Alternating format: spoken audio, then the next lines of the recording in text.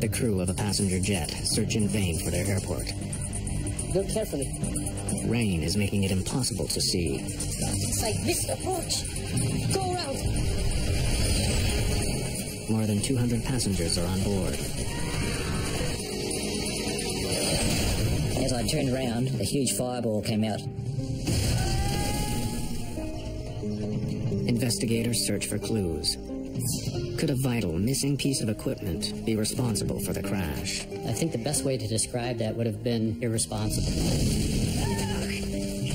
I know a lot of people could have walked off that plane that night. Nothing will change my views on that.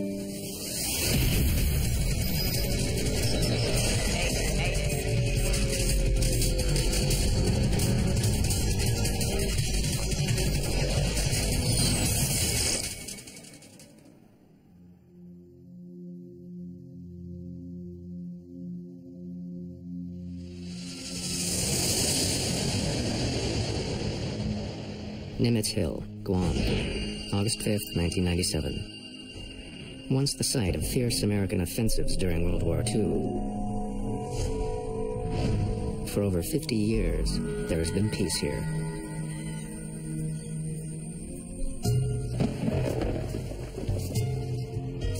Every night, dozens of commercial pilots fly over this rocky outcrop and land at Guam's Agana International Airport.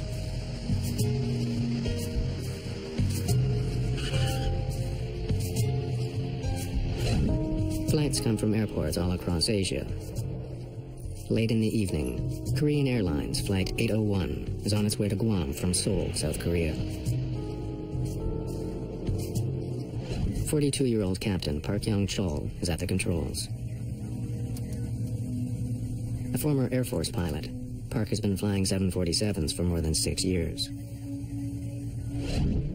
Just 4 months ago, he received a Flight Safety Award from the President of Korean Air for successfully handling a 747 engine failure at low altitude. In the cabin, Korean, Japanese, and Western tourists are heading for Guam's pristine beaches. Guam is a U.S. territory and run under U.S. law. The island is tiny, fewer than 600 square kilometers, but there's enough sand to keep people coming.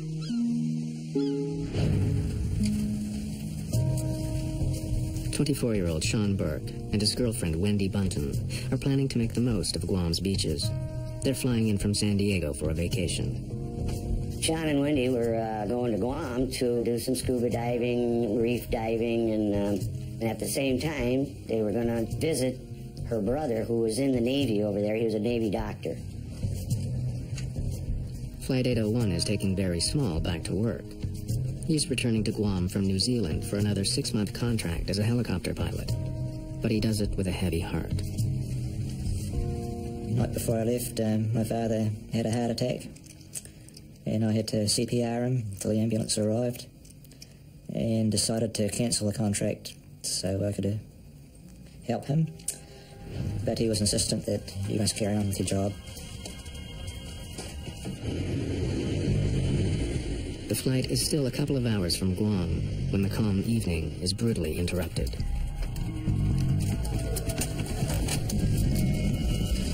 Watch the speed. It could be severe turbulence. Make an announcement to have everyone in the seats with seatbelts on.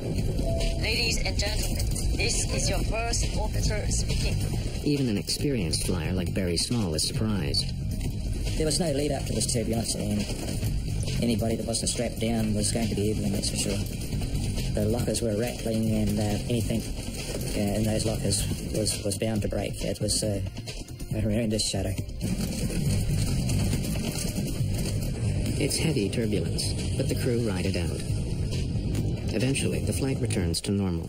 Ladies and gentlemen, this is your first officer speaking. We have cleared the turbulent area.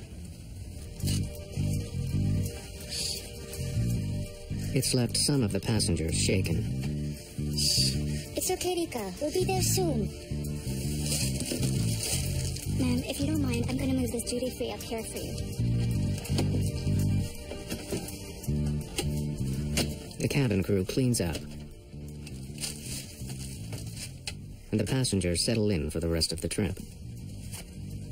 Because of the 12-hour stopover in Seoul and no change of clothes, it was getting rather uncomfortable in a tropical environment, and I took my shoes off just to relax a little bit and feel more comfortable. Rain has been hitting Guam on and off all day. In fact, August is the heart of the island's rainy season. Small showers can pop up unexpectedly, making flying unpredictable. In that particular part of the world, they have what's called a top hat thunderstorm. That is a very small thunderstorm that builds up at all times of the day, and it's very short-lived, so it wouldn't hamper the pilot's ability to actually conduct the approach. It's going to just obscure his view for some period of time while they're transiting through it. Just past 1 in the morning, Korean Air Flight 801 makes initial radio contact with Kurt Mayo, the radar controller at Guam's airport. Guam Center, Korea 801, leaving level 410 for 2,600. Korean Air 801, roger. The crew aren't the only ones preparing to land. After more than 3 hours of flying through the night, the passengers get ready for the airport. Captain Park has navigated Nimitz Hill 9 times before, but this time there's a major difference. At airports around the world, pilots land with the help of a glide slope, a system of electronic beacons that assists planes to safely touch down. If pilots follow the directions given by the glide slope, it guides them to the foot of the runway. The glide slope beacon at the Guam airport has been removed for scheduled maintenance. Pilots have been notified that it will be out of service for 2 months. Without the airport transmitter, Park's glide slope indicator in the cockpit is useless. Landing without a glide slope is rare, but it does happen. But impaired navigation is only part of the problem. Captain Park is fighting exhaustion. Really sleepy. Now, as the plane approaches Guam, clouds and rain block their way. Captain, Guam condition is no good. It's raining a lot. It's been several hours since Captain Park and his crew left Seoul. Now the rain is making the late flight more difficult. Tired and fighting the weather, the crew begin their final approach to the airport.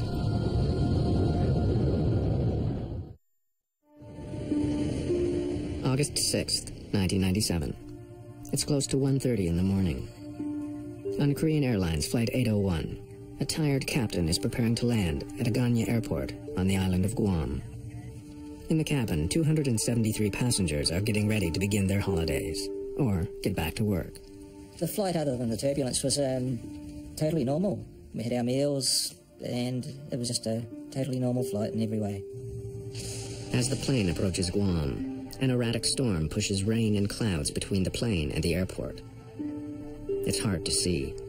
The captain wants to make a small change in course to avoid the worst of the weather. Request 20-mile deviation to the left as we are descending.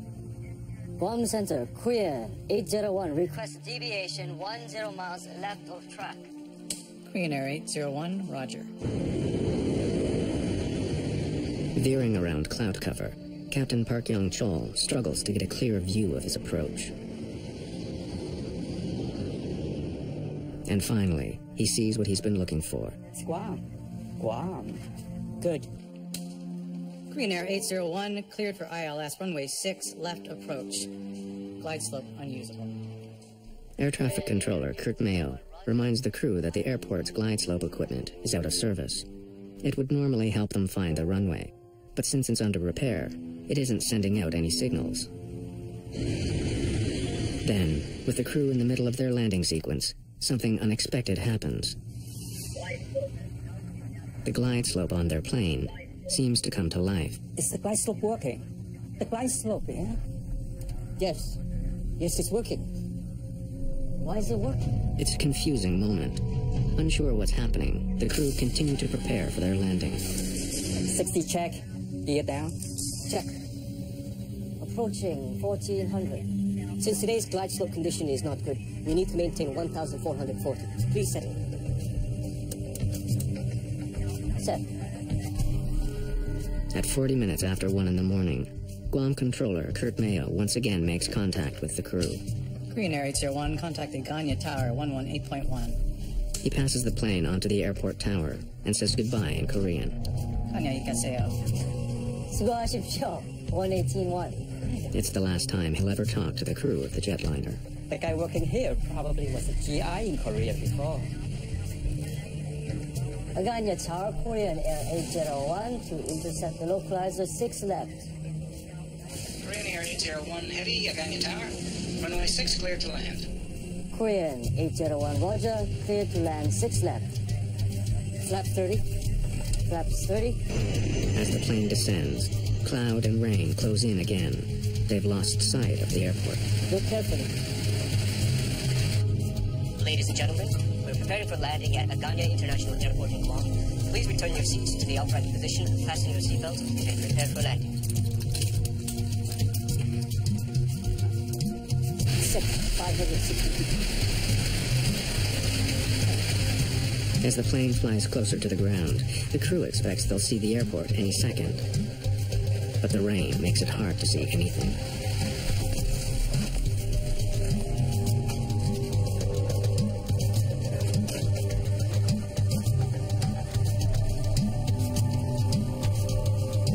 Isn't the glide slope working?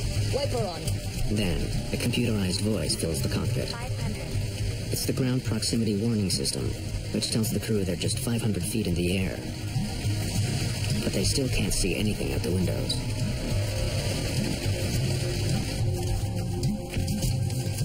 I've done this flight many, many times before, and when I estimated we're about 30 seconds from landing, I bent down to put my shoes on. 200. The plane is now just 200 feet above the ground, but still the crew can't see the runway. They're quickly running out of time. Let's make a missed approach. Bubbling flight. It's like missed approach. Go around.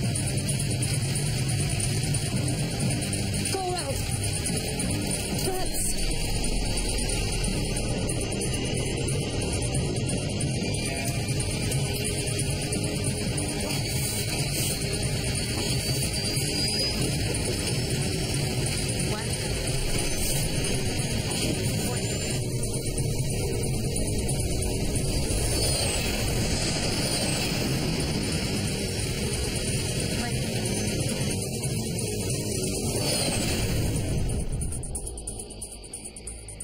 I had no doubts this was still just a normal landing, and the aircraft went on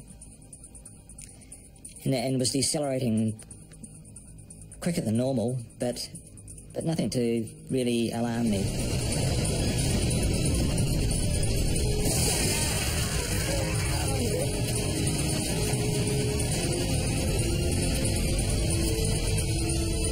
But things were getting pretty serious then. The aircraft was starting to break apart.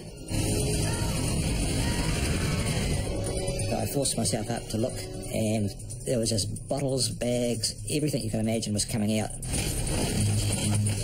Only way I can really describe it is like about 1,000 737s landing all at once. On a wooded hillside in Guam, the shattered plane finally grinds to a halt. In the early hours of the morning,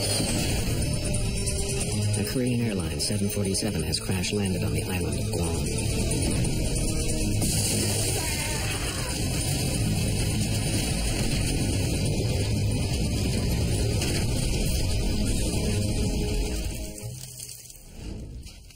For those lucky enough to survive the crash, their ordeal has just begun.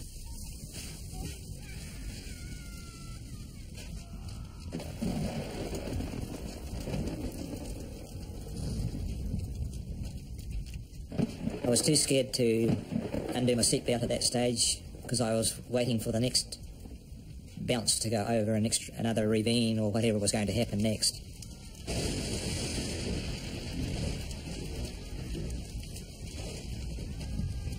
Miraculously, 11-year-old Rika Matsuda has survived and is virtually unhurt. But her mother is trapped and injured.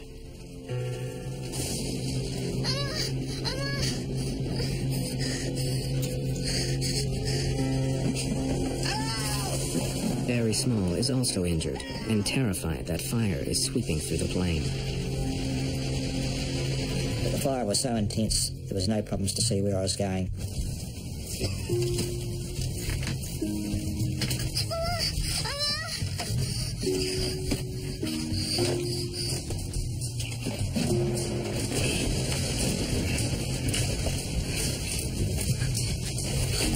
If help doesn't arrive soon, those who survived the initial crash may be trapped inside the cabin.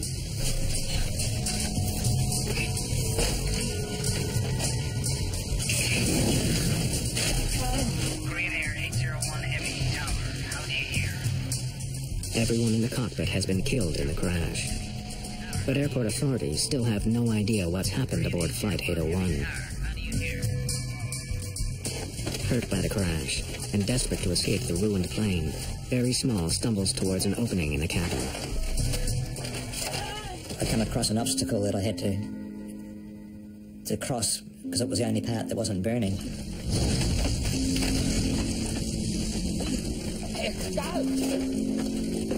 Get over it!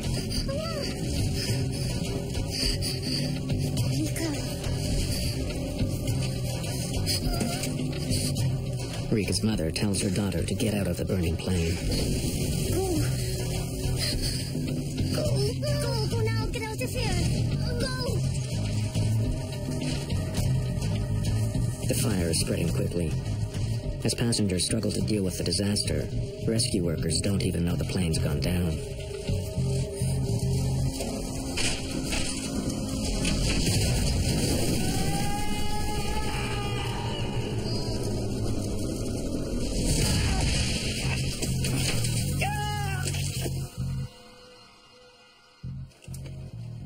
Minutes earlier, Kurt Mayo had passed the passenger jet onto the local tower controller. Now he learns that it hasn't landed yet. Approach a guy. Did Korean Air come back to you? No, We cleared him to land, and I don't know where he's at. he didn't land? Negative. Oh my God.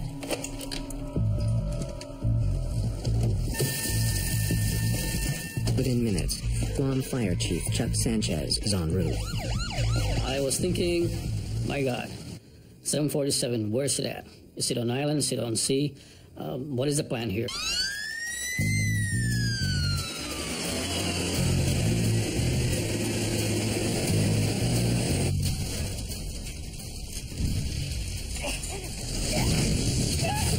Small has a badly broken right leg. He crawls away from the wreckage. Many more people remain trapped inside.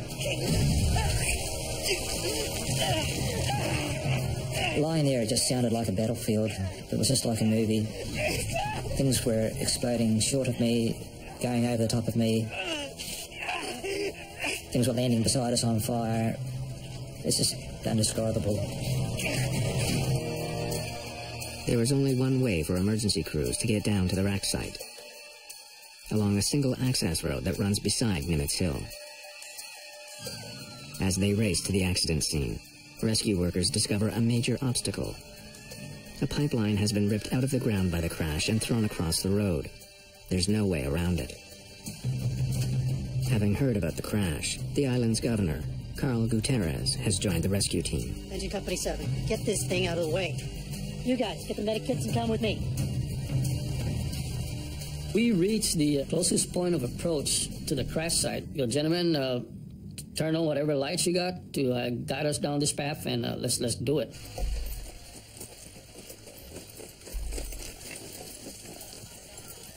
We started running and just listening to the screens so we can guide ourselves because there was just nothing but overgrowth on the side of the road.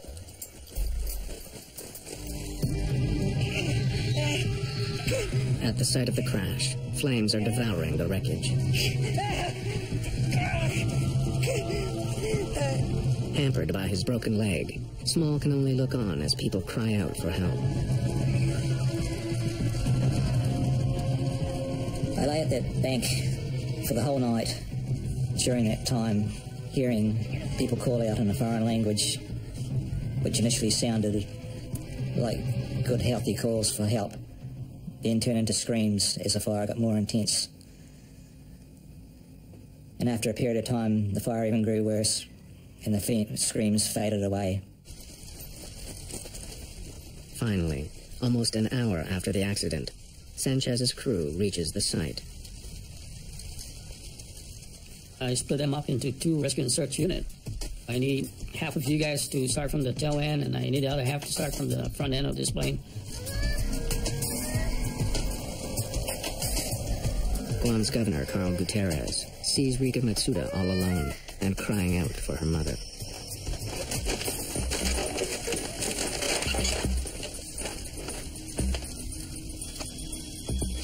Everything will be okay.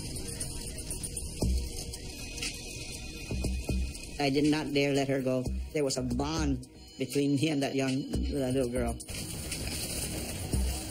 Fire Chief Chuck Sanchez finds Barry Small in the sword grass. He gave me his fire jacket and put it under my head to comfort me.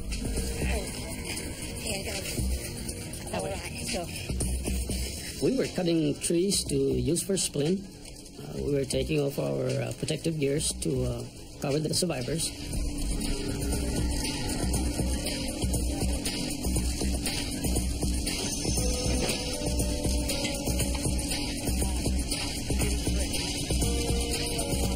It's clear to rescue personnel that for many, they have arrived too late. But Sanchez isn't giving up. He sends a team to search further into the wreckage. Group 2, start at the tail and work forward. Go.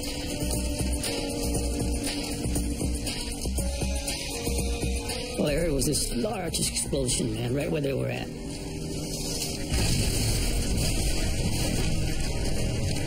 And I go, did we lose our people?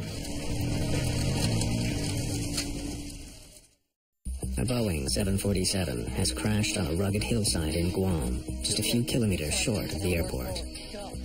There were 254 people on board. As dozens of rescue workers comb through the wreckage, an explosion rips through the remains of the plane.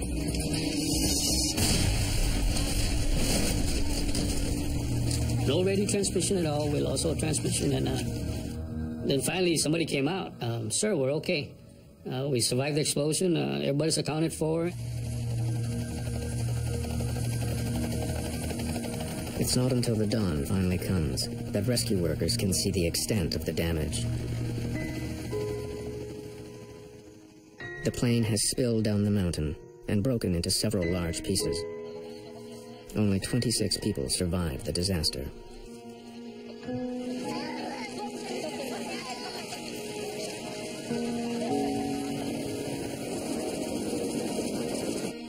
Friends and family are desperate for any news.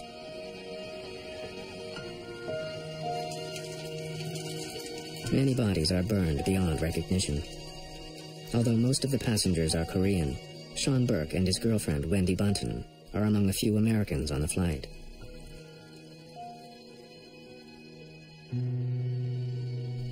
Halfway around the world, a telephone call notifies his parents. When she hears about the crash, Sean Burke's stepmother doesn't know if Sean is alive or dead. He could have been burned in the crash. He could be unconscious in a local hospital there, and we just wanted to go over and bring him back. So, I mean, because that kept going through our minds that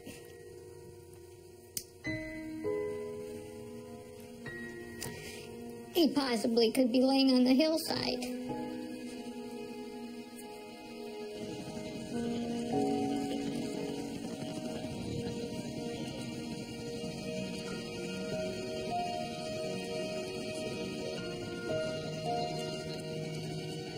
Since Guam is an American territory, the responsibility for investigating the crash falls to the National Transportation Safety Board.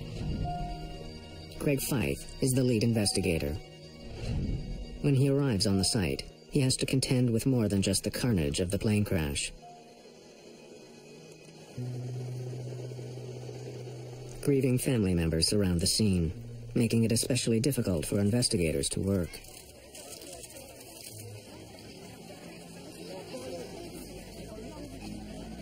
As an accident investigator, you have to keep your emotions in check. It's like being a doctor in an ER room. You see this devastation, you see this tragedy unfolding in front of you. you hear about all of the sad stories, especially when there are kids and innocent people involved.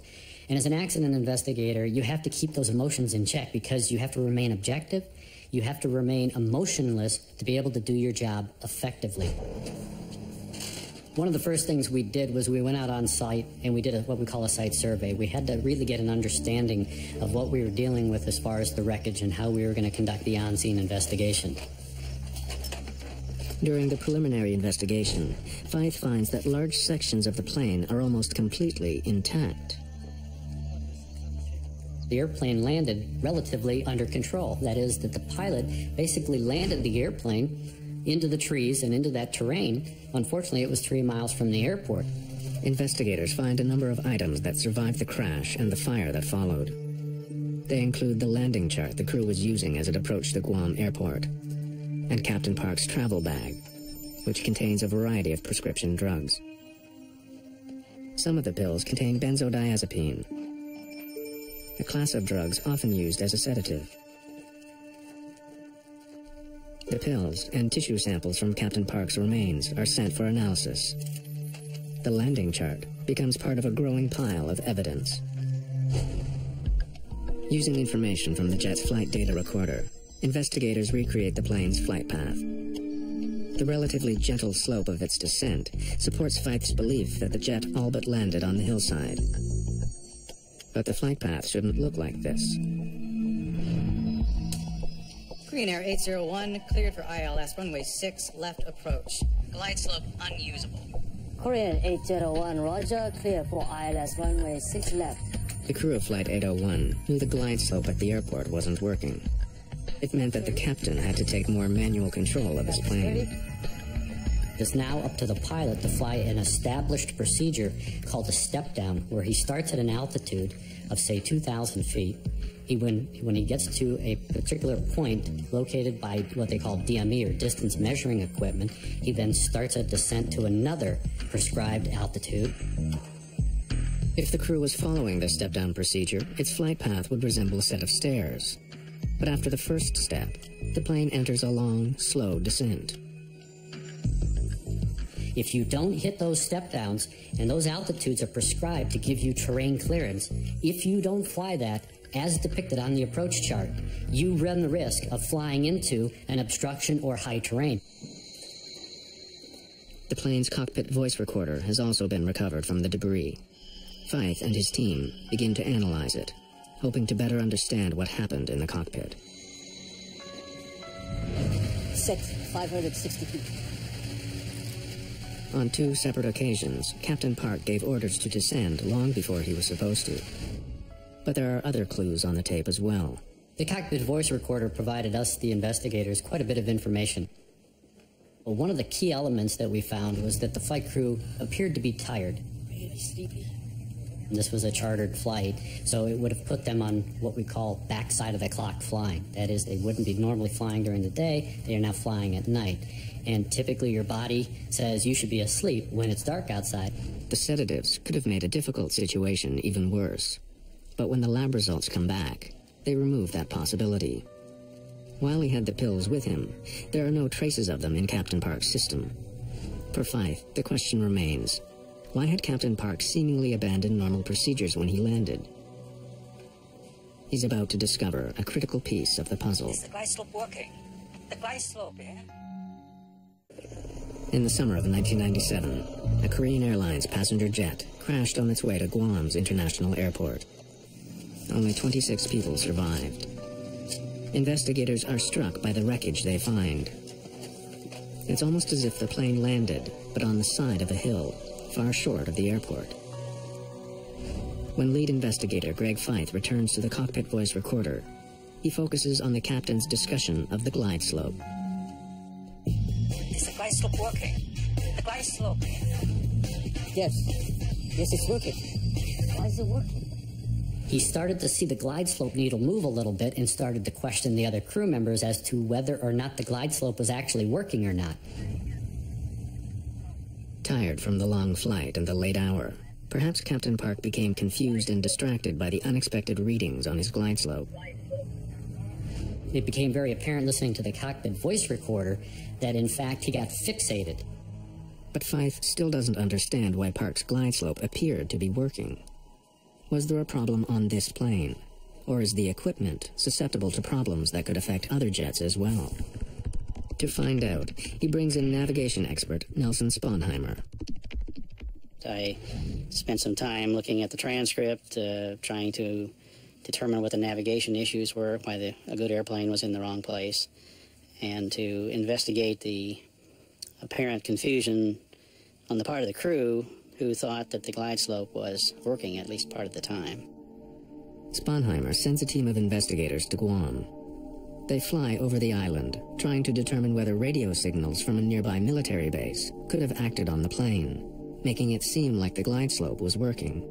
Glide slope receivers can respond to non-glide slope signals, particularly when the intended glide slope signal is absent. If there are spurious signals on the channel and they contain the right information, they can cause intermittent movements of the glide slope needle. Set 560 feet. But the signals would not be sustained. Like a light switch turning quickly on and off, the glide slope indicator would give periodic indications that it was working, but not for long. My conclusion was that spurious signals, whether they be from other transmitters or failed ground equipment such as personal walkie-talkies, could not cause a sustained warning flag movement. If the glide slope was not fully operating, why did Park believe it was? And even if he did believe it was working, why did he crash into Nimitz Hill? Isn't the glide slope working? Wiper on. As investigators continue to try to piece together the causes of the crash, Barry Small is trying to understand why he and 25 others survived. I went to touch my shoes, we hit the ground, and I was accidentally in the perfect crash position by some sort of miracle. An airline engineering apprentice and helicopter pilot, Small understands airplanes. I do firmly believe there are some changes that could be made to aircraft. Small believes that the way crossbars are built into aircraft seats caused one of his legs to break. But luck saved his other leg. My right leg went forward and crashed into the bar in front of the seat and broke. My left leg was saved by my carry bag, stopping my leg going forward to hit that bar. Still able to walk on his one good leg, Small escaped, while others remained trapped inside.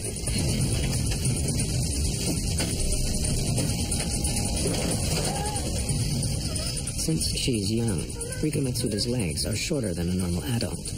They weren't pressed against the crossbar on impact. Rika was able to escape the plane. Go now, get out of here. While her mother died. Small is also convinced that the flames that first spread through the cabin of Flight 801 were preventable.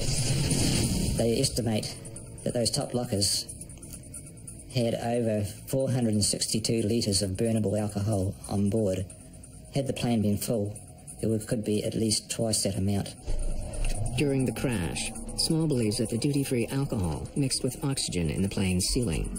The combination ignited with deadly results. It's a fire he thinks could have been prevented.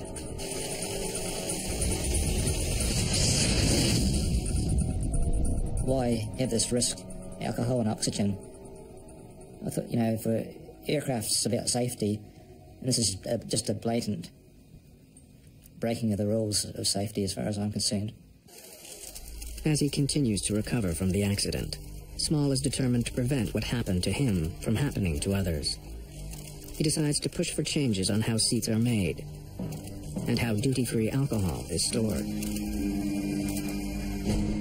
For NTSB investigator Greg Fife, the biggest question still remains. How did an experienced pilot, one recently honored by his company for his safety record, crash his plane 5 kilometers short of the airport? As the investigation continues, he discovers that the landing chart the crew was using was more than 6 months out of date. When he reviews the training practices for Korean Airlines, Fife uncovers more gaps in the information that the crew received.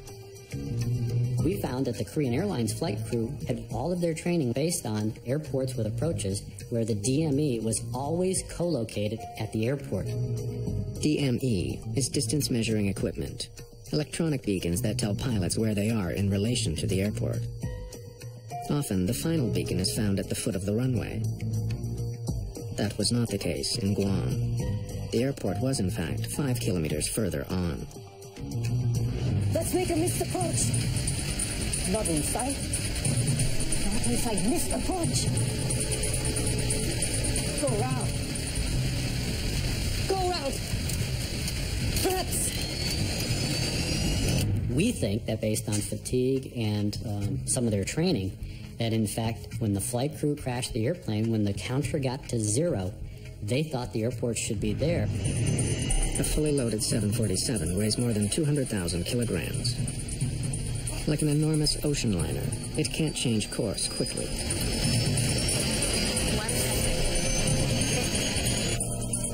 Blinded by rain and relying on their equipment, the crew of Korean Air Flight 801 thought they were heading straight at the runway. When they realized something was wrong, it was too late. As the investigation continues, Fyfe and his team make a startling discovery. There was equipment on the ground that would have given the crew more time to react, but it had been disabled. On purpose. In August of 1997, the crash of Korean Air Flight 801 took the lives of more than 200 people.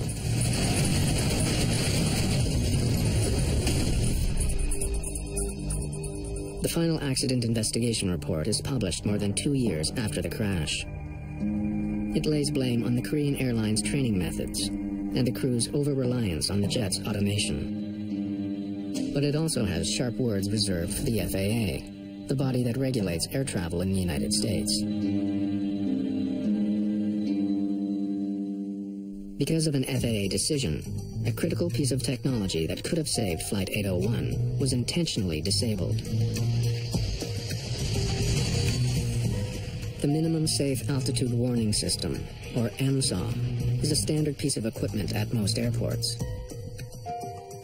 But in Guam, the FAA had made a critical change to the way it was used. MSAW uses radar to watch the planes as they come into the airport. If they're too low, a warning is given to air traffic control, who can then relay it to the crew. But in Guam, the system kept giving false readings to controllers. The controllers kept getting these nuisance warnings. They redesigned the software and moved the limitations of the MSAW further away from the airport where it afforded no one a level of protection. Instead of watching the planes as they neared the airport, the system in Guam now tracked them when they were more than 80 kilometers away, over the ocean. I think the best way to describe that would have been, and should be, irresponsible. Because you've taken this system that was designed as a level of protection, not only for the controller, but you've taken the protection away from the flying public. For the passengers and crew of Flight 801, the lack of the MSAW system sealed their fate. If the system had been working, the crash could have been avoided. Without it, the crew had no warning at all.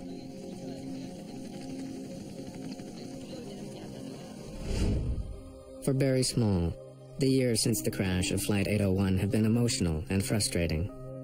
The Civil Aviation Authority in his homeland of New Zealand has acknowledged the potential danger posed by duty-free liquor on board, but so far, no policies have been changed. His desire to modify airplane seat design has also been ignored. I have taken several steps to put this idea forward, and in a lot of cases it's initially met with enthusiasm, but it eventually ends up in the too hard basket, and when I try to approach seat design people, no one wants to hear about it. Sean Burke was never officially identified as a victim of Flight 801. Wendy Bunton was positively identified, but DNA samples only proved that a white male was on the plane near her. Bill and I never gave up hope that Sean had survived the crash. even after we came home for, I would say, a year or two. Every time the phone rang, every time somebody knocked on the door, we expected a phone message saying, "Hi, Dad, this is your son, Sean." For Sean's father, the deep sorrow of the crash will never completely leave. For me, the grief of Sean's loss never ends. Hasn't gotten better, hasn't gotten worse. Just another day. For everybody else, it's gone. You know, I expect people to move on, but I'll be this way till the day I'm with him again.